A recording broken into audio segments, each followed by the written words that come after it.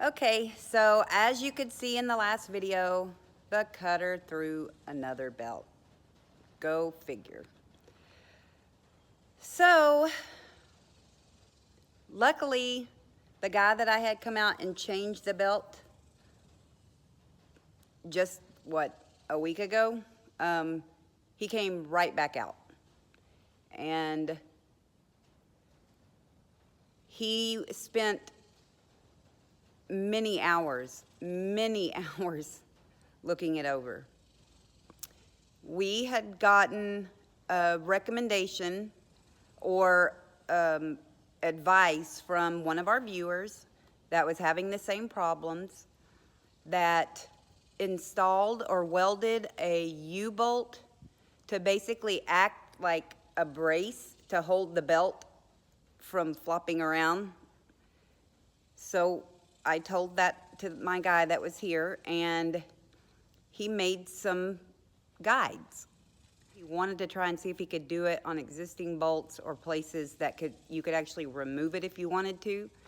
So he came up with using scrap metal from our place. So mind you, he didn't go and buy and fabricate this, like spend hours or whatever. He literally walked over to our shop, picked up what he could find, came over, welded it on, and made a few guides. And this is what they look like.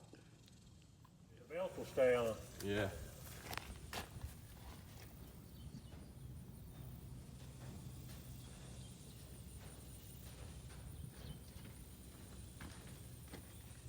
What the catalyst is of the whole.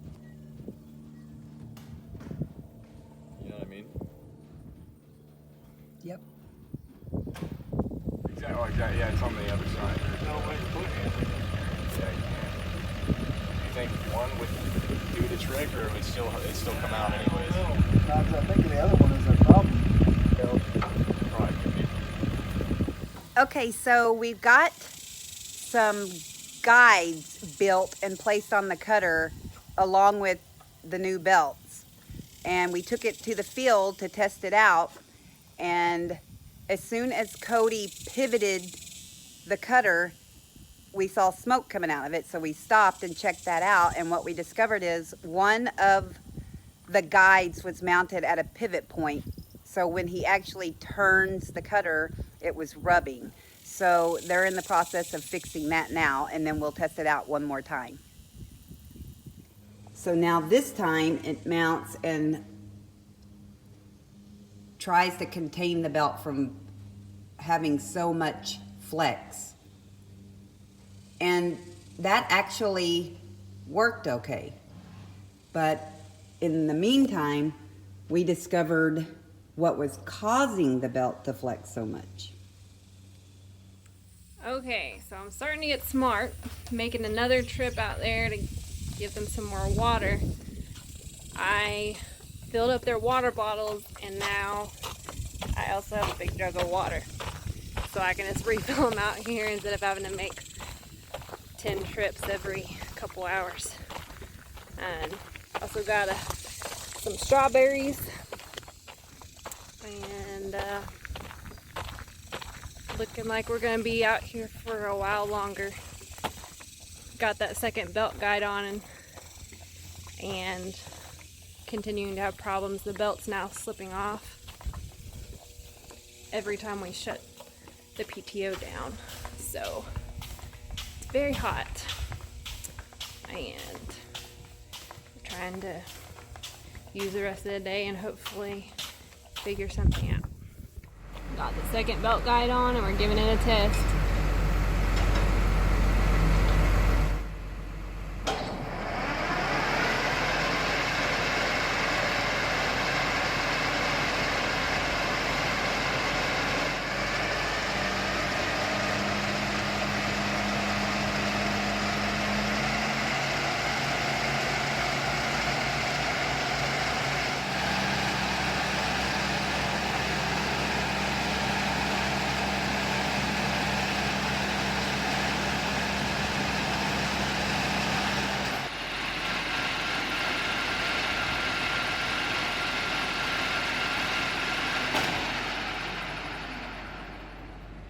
Okay, so we took the clutch out here. We're thinking that the clutch is not engaging to gradually slow down the cutter when the PTO is shut off. So we took it off and found that there was a bunch of gunk in it and got it cleaned out. We're just got it put back together and we're gonna put it back on here. Is the slip clutch that we took off and cleaned out. And then this is the override clutch here. Got it back on, tightened up. Tightened up. You got one sweaty boy here. So we're trying to narrow down the problems here. If you want to zoom in over here on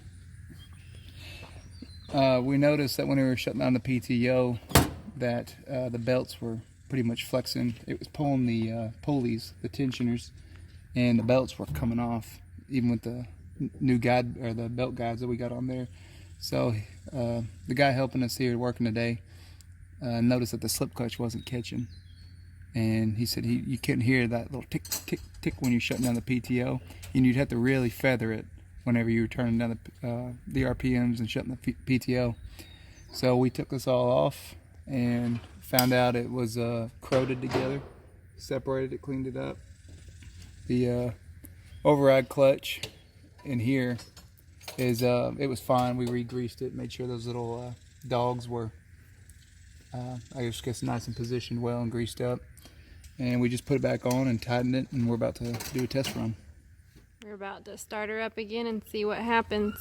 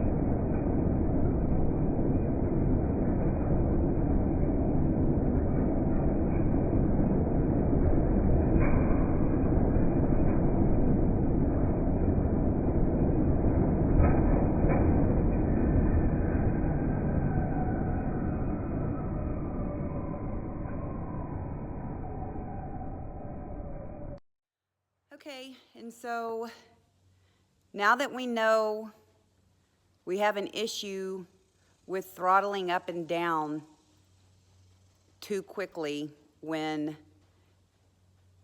when the PTO shaft is turning, I mean, you can literally see it jump as you did in that video.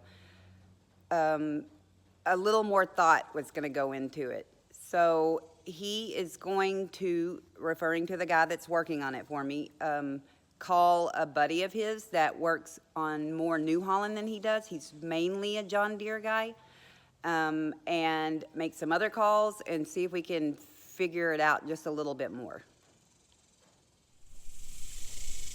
Okay, so since we just can't seem to get the cutter figured out, and I just had a feeling there was an underlying issue, just changing the belts and checking if the pulleys are in alignment,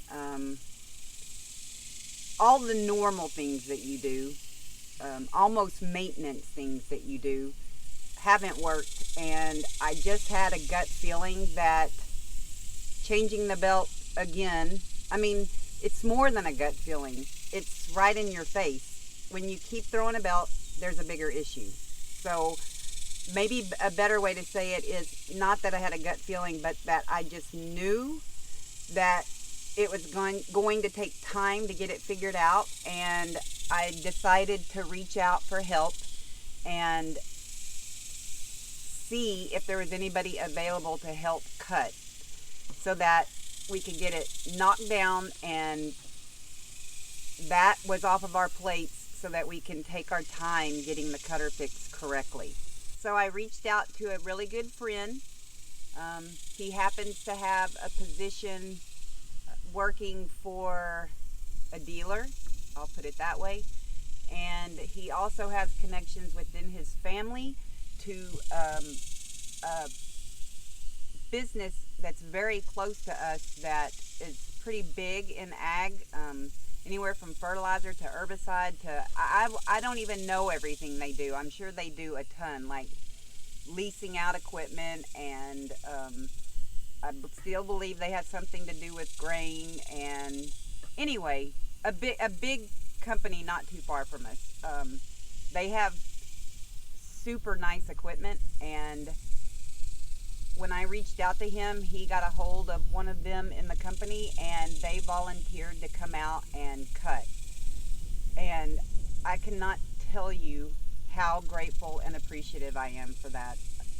It's going to take a lot of pressure off of us.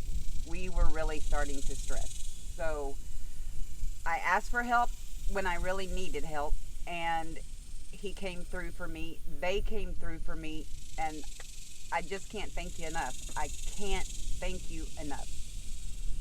So they came out with the most beautiful piece of equipment for cutting hay. I'm totally in awe. And to top it off, it is a very young girl operating that beast of a cutter, and she handles it like a pro. There's a lot of girl power going on this ranch right now.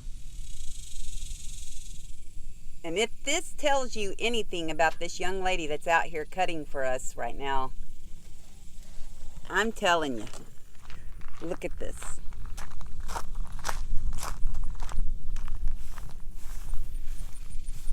I love it.